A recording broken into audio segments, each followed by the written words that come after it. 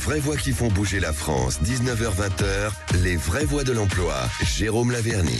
Et avec notre expert Jérôme Laverny pour parler emploi. Chaque semaine, vous trouvez des solutions, vous faire découvrir des métiers, des entreprises, des reconversions, des formations. On essaye de trouver ça chaque semaine avec vous, Jérôme Laverny. Cette semaine, avec des métiers extraordinaires. Oui, des métiers dits rares ou des métiers dits anciens. Bonsoir Philippe, bonsoir. Cécile. Alors, il était normal que content d'en rang un cartomancien de haut vol, Rémi André, qui tous les jours vaticine tout un tas de catastrophes, des tempêtes, des ouragans, qu'on rende honneur à ses collègues. Alors, métier dit rare ou dit ancien, car on va y voir qu'en réalité, on pourrait très bien mettre sur le même plan d'ancienneté de ce caractère ancestral tout un tas d'autres métiers, mais qui n'ont pas ce vernis-là. Ce vernis peut être un petit peu poussiéreux, il va falloir qu'on fasse un petit peu de ménage, car il n'y a pas du tout de poussière. Ce sont des métiers qui ont su évoluer, qui ont su suivre les évolutions technologiques et qui peuvent peut-être même nous enseigner pas mal de choses par rapport à certains autres métiers.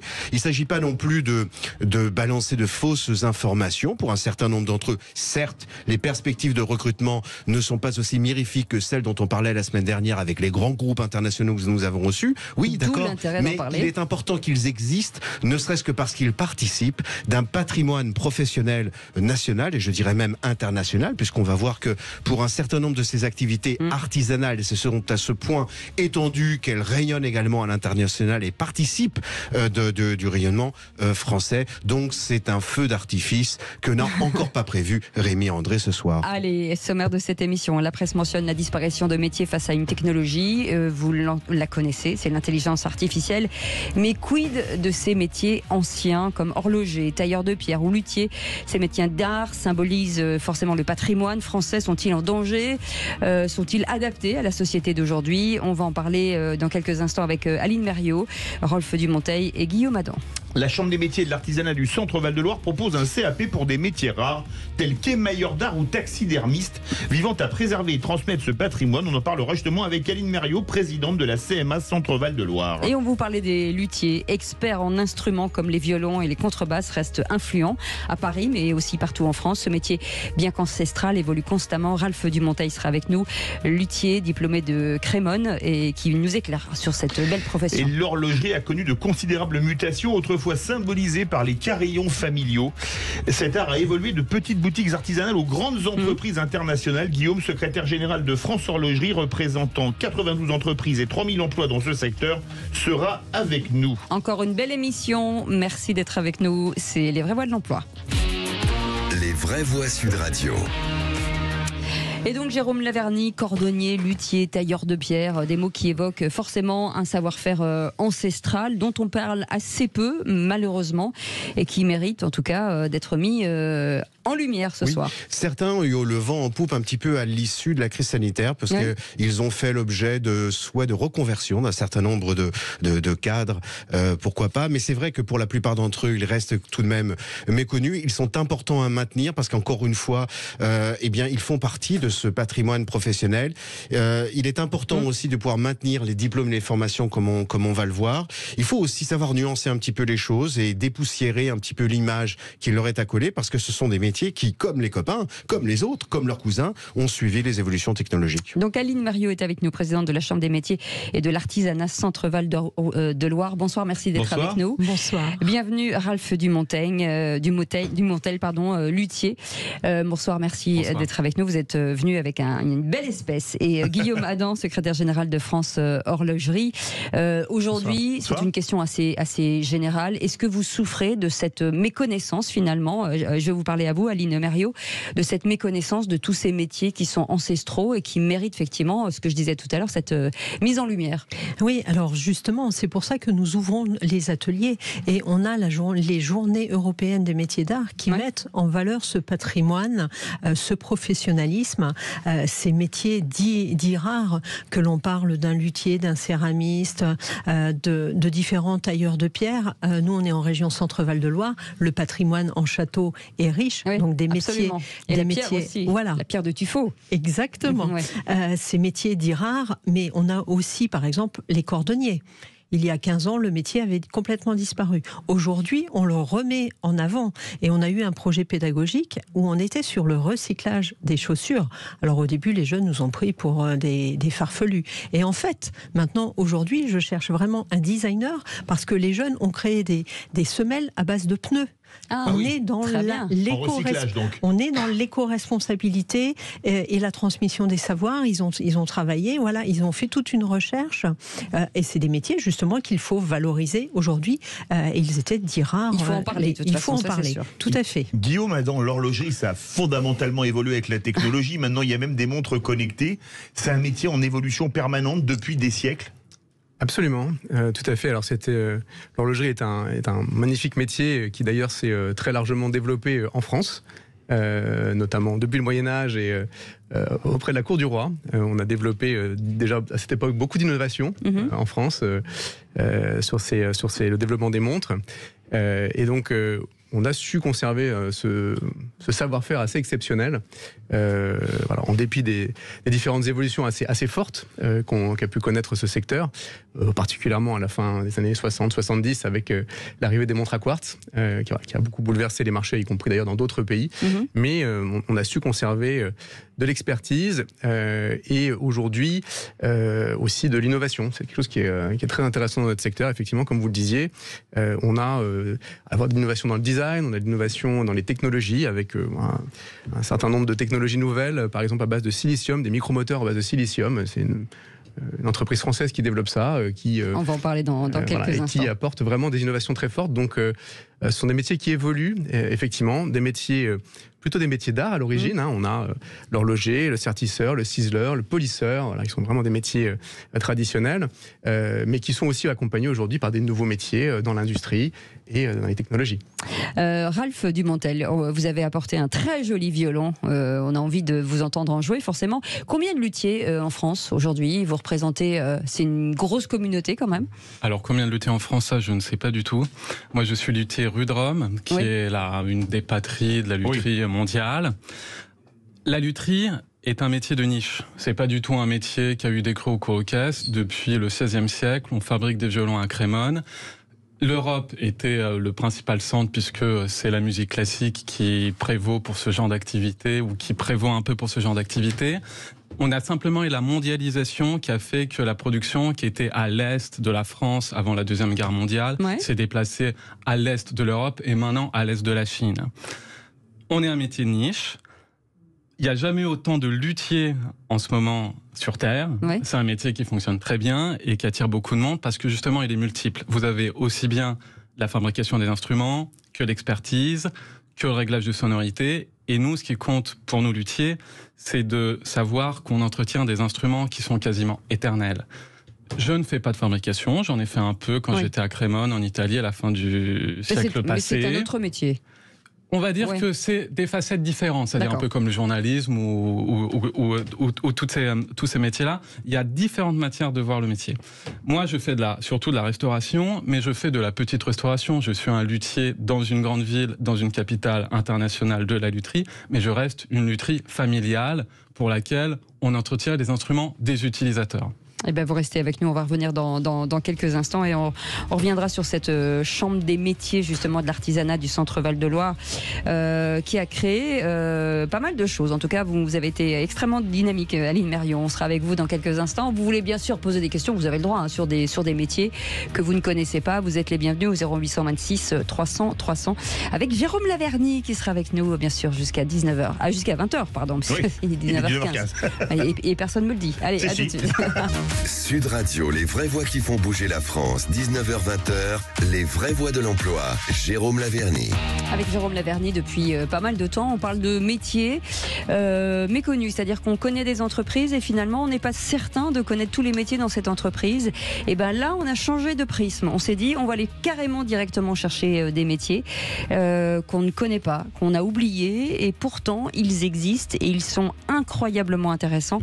Ces métiers pour préserver et transmettre forcément une expertise et c'est notre patrimoine, Jérôme Laverny. Oui, tout à fait. Et qui dit métier dit formation, dit diplôme.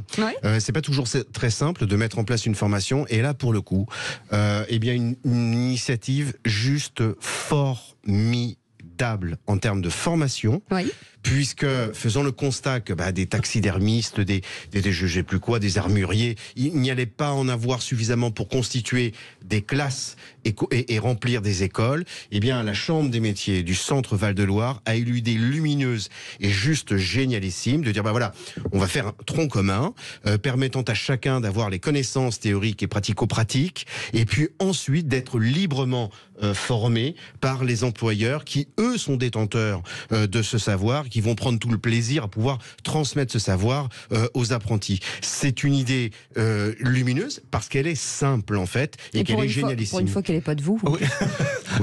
Mais c'est vrai, ça m'embête. Aline Mériot, présentez-nous ces CAP métiers rares, c'est fabuleux. Il y a des métiers qu'on connaissait même pas en préparant l'émission.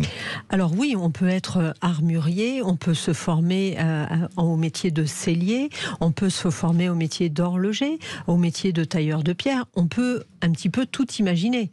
Et dans ce cas-là, on est sur une individualisation du parcours de formation, c'est-à-dire qu'on adapte l'enseignement.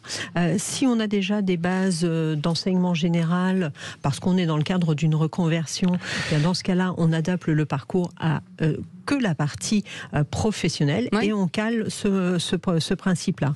Et puis vous pouvez avoir les diplômes classiques, le CAP, le BM, le BTM, le brevet de technicien de maîtrise, pour ces métiers dits rares qui se font en 2 ans, en 3 ans, en apprentissage. Et là, vous avez une partie en centre de formation et une autre partie chez un employeur. Vous avez un maître d'apprentissage, c'est un contrat de travail. Aline Mériot, on est d'accord de dire que ce sont des métiers à fort débouché quand même, puisqu'on en recherche dans certains, c'est-à-dire qu'il y a des métiers qui pourraient mourir parce qu'il n'y a pas assez de candidats.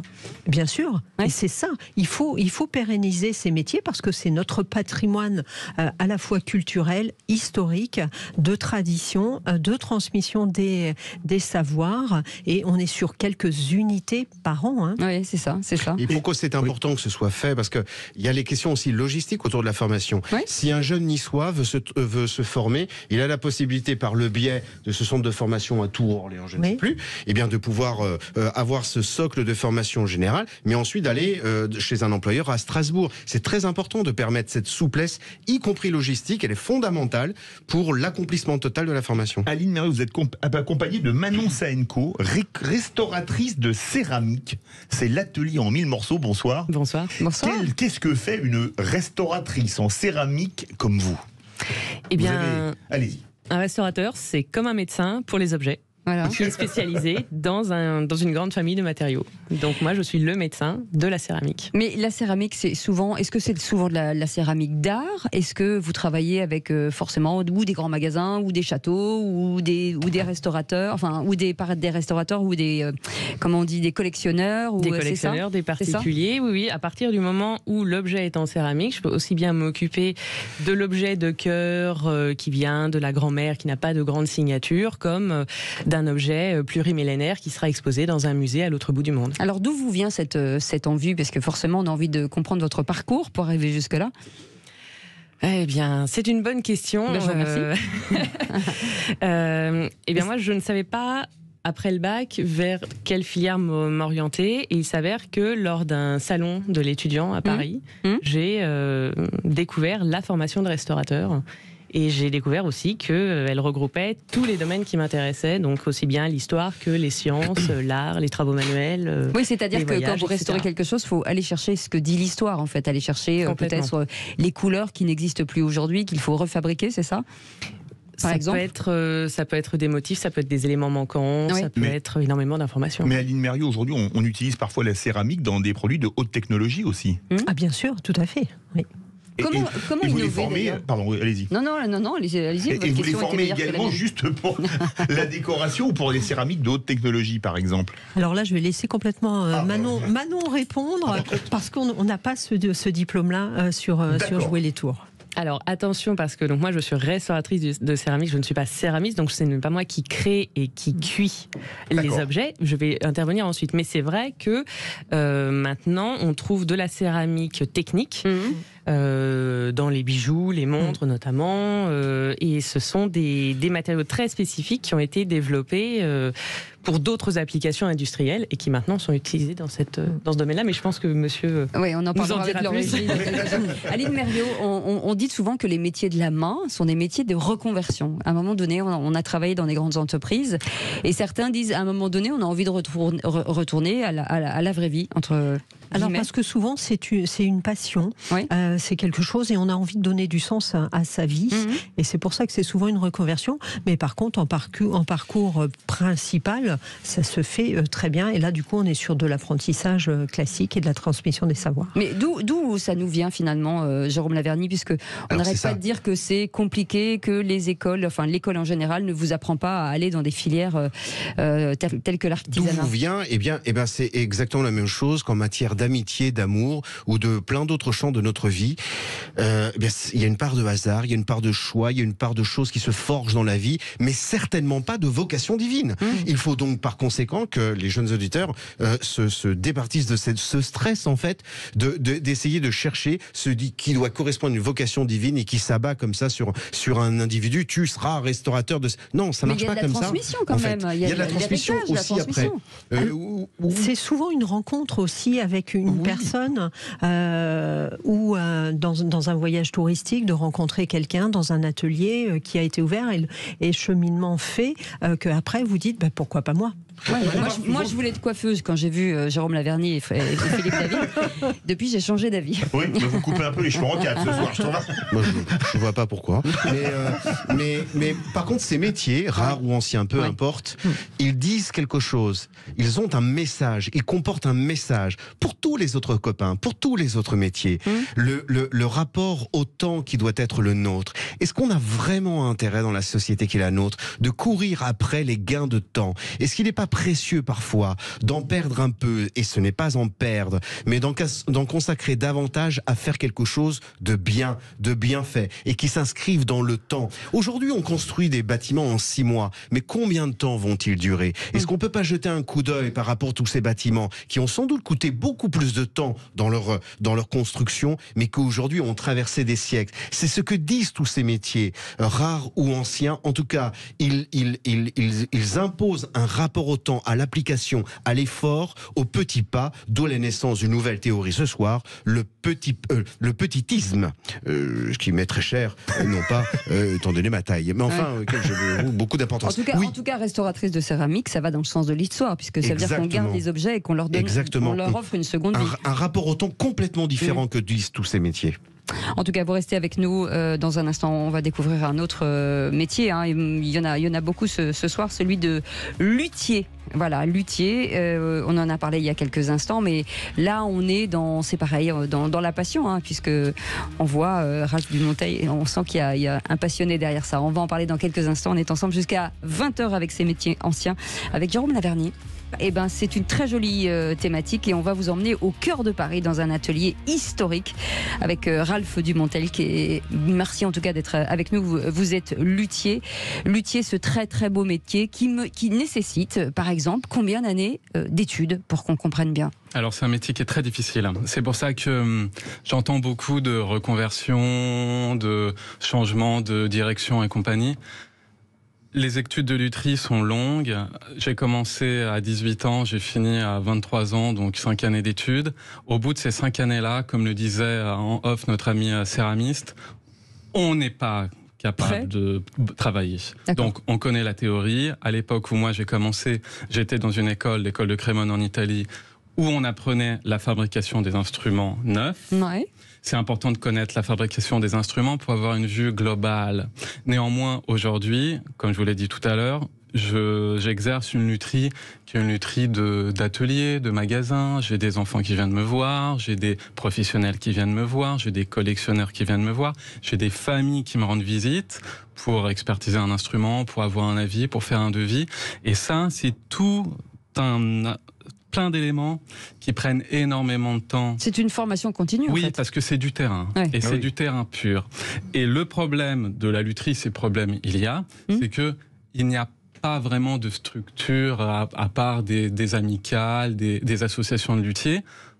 On sort de l'école de lutherie et après, À nous de nous débrouiller pour aller de stage en stage, avoir les compétences et ensuite s'installer en dur à notre compte. Ralph Dumonteil, j'ai lu une chose, est-ce de l'info, est-ce de l'intox? C'est qu'un luthier, ça faisait des violons, des altos, des violoncelles, des contrebasses, mais que certains faisaient également les guitares sèches, voire électriques. Est-ce que c'est vrai ou est-ce que ce n'est pas vrai? La lutherie, c'est l'art de fabriquer des luths à la base. Donc le premier luthier, Andrea Amati, travaillait chez un facteur de luth. On a gardé ce terme-là et on l'utilise toujours aujourd'hui pour tous les fabricants d'instruments, même les instruments avant. Il y a naturellement un sectionnement dans les instruments à cordes. Oui. On a la famille du violon qui est le roi de l'orchestre à cordes, si on veut, qui a une pièce extrêmement chère. Un violon de Stradivarius, de Guarneri, ça vaut 10-20 millions d'euros, par exemple. Et tout le monde se l'arrache. Quelle était votre question déjà? Je suis complètement... Non, c'est tous les... C'est tous les c'est pas seulement, ça fait même les guitares, tous les instruments à cordes. Ensuite, moi, je suis de la famille du violon, donc je fais tous les dérivés du violon, violon, alto, violoncelle, un peu la contrebasse. La guitare, c'est une formation différente et c'est un métier qui est totalement différent. Alors, il y a une question qu'on a très envie de vous poser, c'est est-ce qu'un luthier sait jouer du violon? Un luthier peut savoir jouer du violon, un journaliste peut jouer du violon, n'importe qui peut jouer du violon. On vient à la lutherie par deux canaux principaux. Ou la musique, ce qui est mon cas. Ma mère est violoniste et elle a quitté la Roumanie pour la musique et c'est un peu pour nous le symbole de la liberté. Donc là, on sent l'héritage quand même chez vous. Un peu. Quand j'étais gamin, je ne savais pas quoi faire, comme notre camarade. Et j'ai dit, quand j'avais 9-10 ans à ma mère, je voudrais faire de la lutherie. Pourquoi? Parce que c'est l'odeur des ateliers. J'étais rue de Rome, je travaillais rue de Rome, mais ma mère fréquentait la rue de Rome quand j'étais gamin des années 80. Et dès qu'on rentre dans un atelier, qu'on voit les instruments, qu'on sent l'odeur du vernis, qu'on voit le temps long, comme le disait Jérôme, le travail des luthiers, la patience, toute l'histoire, c'est quelque chose qui est magnifique. Mais vous ne savez pas jouer du violon? Alors moi, j'ai joué du violon naturellement parce que ma mère est violoniste et on m'a imposé ça. À Crémone, quand j'ai fait mes études, on avait une partie des élèves qui étaient là parce qu'ils aimaient le travail manuel.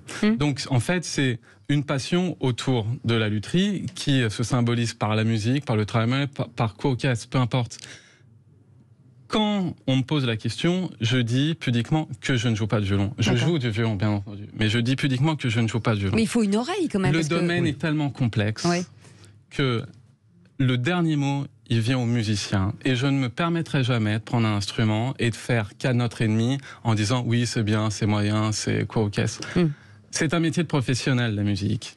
Et un musicien, quand on lui donne un instrument de prestige, il est le seul à pouvoir en tirer le vrai sel. Je ne suis pas musicien professionnel, donc du coup, quand on me pose la question, je dis que je ne joue pas de violon. Si ma fille me le demande, je suis malade. Ralph Dumonteil, vous avez fait vos études à Crémone, en Italie, mais il y a une école, au moins une en France, à Mirecourt, dans les Vosges. Très intéressant. Quand j'ai commencé en 97, il n'y avait pas vraiment d'Internet. Donc, on avait des bruits de couloir, on savait qu'il y avait une école à Crémone, on savait qu'il y avait une école en Allemagne. On imaginait qu'il y avait une école en Suisse, peut-être, quelque part dans la forêt. On n'a jamais vraiment su. Quand je suis parti à Crémone, quelle était votre question déjà? Il y a aussi une école en France. On est obligé d'aller en Italie, à Mirecourt, dans les Vosges. À l'époque, c'était une école de type bac professionnel. D'accord. L'école a changé, puisqu'il y a de plus en plus de monde qui est intéressé pour faire de la lutherie, et le berceau est un berceau européen. Quand j'étais à Crémone, fin du XXe siècle, on avait énormément de Japonais et de Chinois qui venaient. Les écoles se sont adaptées à ces cursus-là, et maintenant, l'école de Crémone, de Mirecourt, l'école française, si je ne dis pas de bêtises, est une école post-bac. Il y a plein d'autres écoles dans le monde, notamment des écoles privées. Il y en a une à Crémone, il y en a une privée à Mirecourt, il y en a en Corée, il y en a en Angleterre, il y en a au Canada, il y en a très certainement aux US, très certainement au Japon.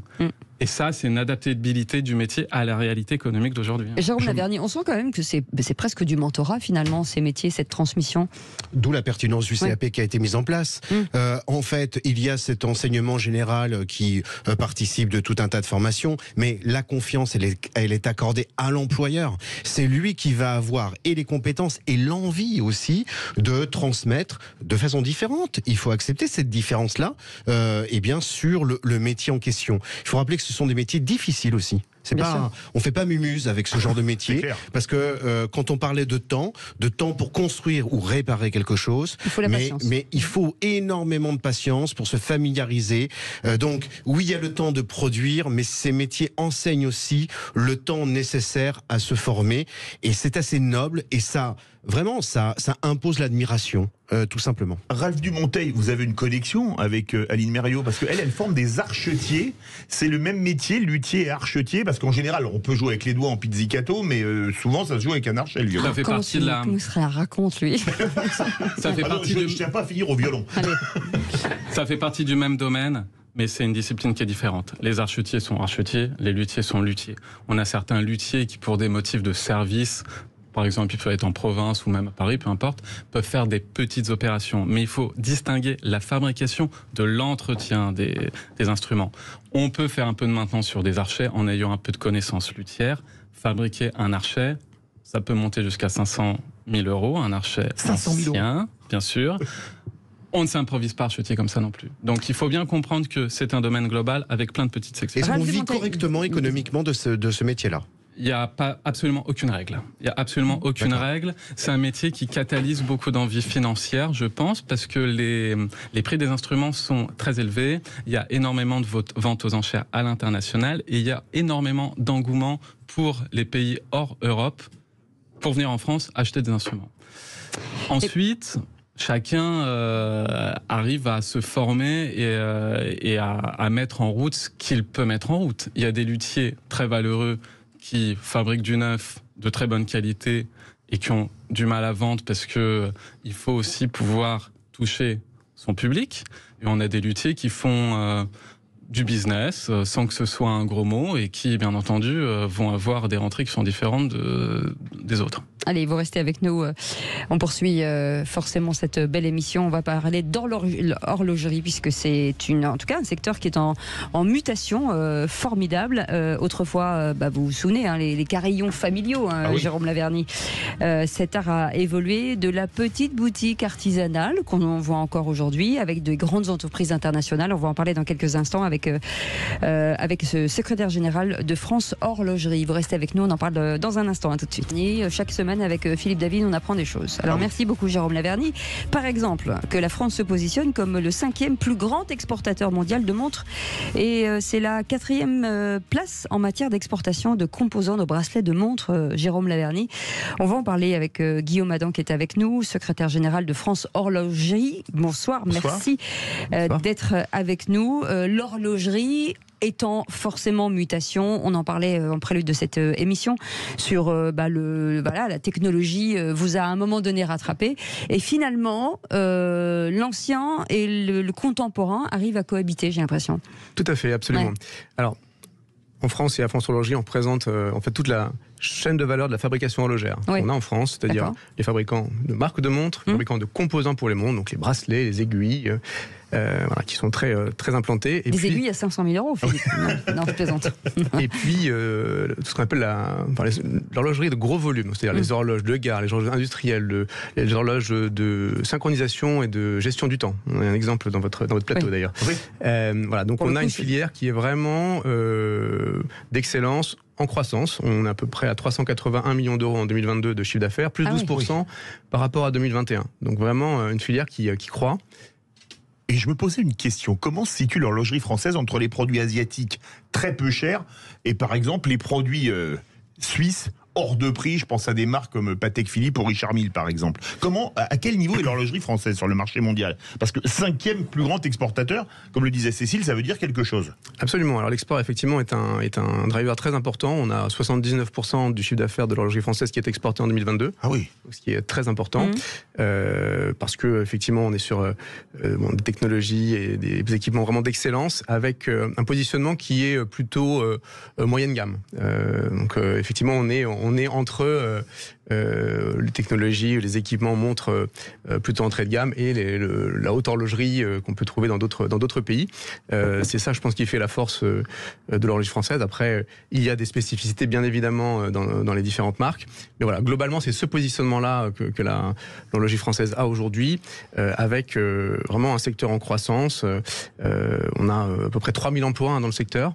Avec des métiers très, très éclectiques dans cette horlogerie. Effectivement, alors l'horlogerie, c'est un secteur à la croisée, comme je disais en introduction, des métiers de l'industrie et des métiers d'art. Bien sûr, à la base, ce sont des métiers d'art. Voilà, on est classé dans la liste des métiers d'art. Beaucoup de nos entreprises sont des entreprises dites du patrimoine vivant, qui sont reconnues comme ayant des savoir-faire d'exception. Et donc, on retrouve effectivement des métiers comme horloger, sertisseur, ciseleur, émailleur, polisseur, que vous retrouvez aussi, j'imagine, dans un certain nombre de vos métiers. Et puis, on a des métiers effectivement axés sur le design, axés sur l'industrie, l'ingénierie. Voilà, donc, et tout ça, ces métiers persistent parce qu'on a à la fois un marché qui est vivace. On a à peu près une centaine d'entreprises en France dans l'horlogerie, en croissance. On a une demande internationale sur cette excellence française qui est aussi forte. Et on a aussi su conserver, on parlait de la formation tout à l'heure, on a su conserver un peu tout un écosystème lié à la formation. C'est très intéressant. On a à peu près une dizaine de lycées horlogers en France. On a des formations continues, on a une école d'ingénieurs en microtechnique, on a un centre de métiers et de qualification. Donc on a tout cet écosystème qui forme à tous les niveaux, du CAP en passant par le brevet des métiers d'art, le diplôme des métiers d'art, les certifications professionnelles, les diplômes d'ingénieurs. Donc finalement on a tout l'écosystème formation et toute l'expertise pour permettre à la fois à nos fabricants de composants d'avoir les compétences nécessaires et puis à nos horlogers aussi, fabricants de marques, de disposer de ces acteurs. Jérôme Lavergne. Là encore, et alors c'est un comble, s'agissant des métiers de l'horlogerie, il y a une leçon du point de vue du temps, en fait, puisque pour le coup, votre activité a su évoluer d'un point de vue technologique, allant jusqu'à des choses qui relèvent du numérique, j'imagine, mais a conservé l'ancien modèle. Ce qui veut donc dire que cet ancien modèle, quoique sans doute beaucoup moins efficace, en tout cas potentiellement moins efficace que les nouvelles technologies, conserve ce charme. Quelle est la part, par conséquent, entre le système à aiguille et le système numérique, pour le dire de façon schématique? Alors, effectivement, on constate, dans les dernières études qu'on a pu voir, finalement plus une coexistence qu'une concurrence, on va dire. Oui. C'est très intéressant de voir ça, effectivement. Oui. On sait que les personnes qui aujourd'hui achètent de la montre connectée, souvent ont aussi une montre classique, mécanique. Ça, c'est très intéressant. Et pour nous, ce n'est pas du tout exclusif. Nous, on représente à la fois les acteurs qui font de l'horlogerie traditionnelle, des montres traditionnelles, mécaniques. Et puis, on a aussi des acteurs qui sont plus dans la disruption, qui font effectivement de la montre connectée. Et qui sont pour certains des références au niveau européen. Et je pense que c'est un... Quand on pense horlogerie, on pense avant tout Franche-Comté, mais pas que. Aujourd'hui ? Alors pas que, effectivement, ça reste, je dirais, une région extrêmement dense en industrie horlogère, que ce soit en marque de montre ou en fabricant de composants. Donc ça, c'est clair, c'est une région encore structurante, mais on voit aujourd'hui émerger de nombreuses marques sur le territoire, que ce soit à Paris. Beaucoup de jeunes marques, de marques dites émergentes qui naissent à Paris.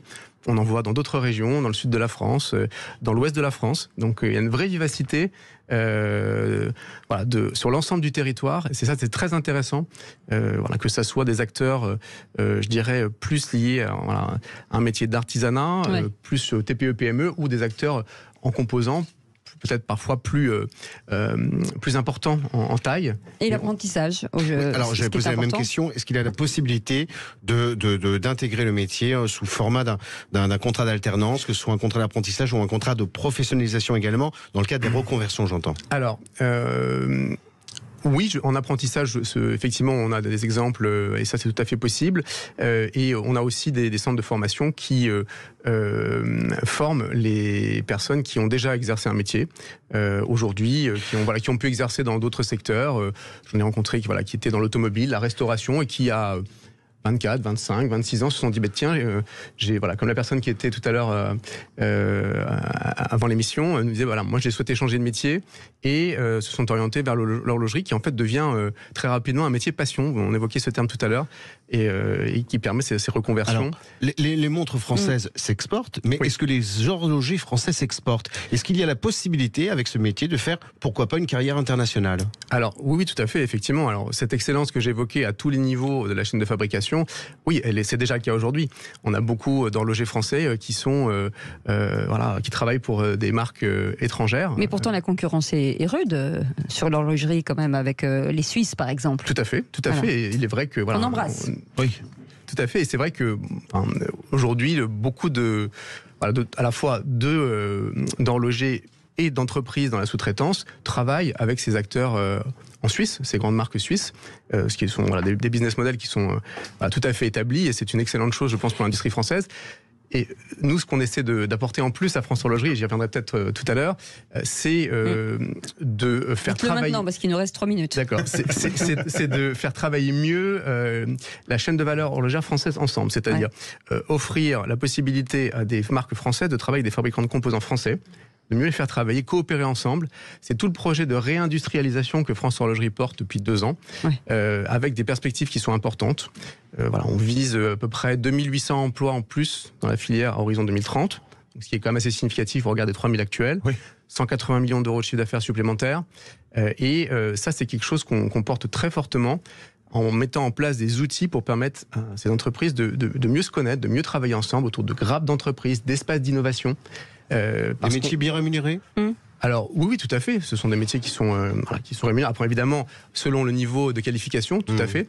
Mais voilà, on a vraiment identifié cette possibilité, cette capacité de l'industrie horlogère française à produire et à développer de l'emploi. Aline Mériot, présidente de la Chambre des métiers de l'artisanat, dans le centre Val-de-Loire, forcément, quand on vous entendez tous ces métiers, c'est d'une façon de les pérenniser.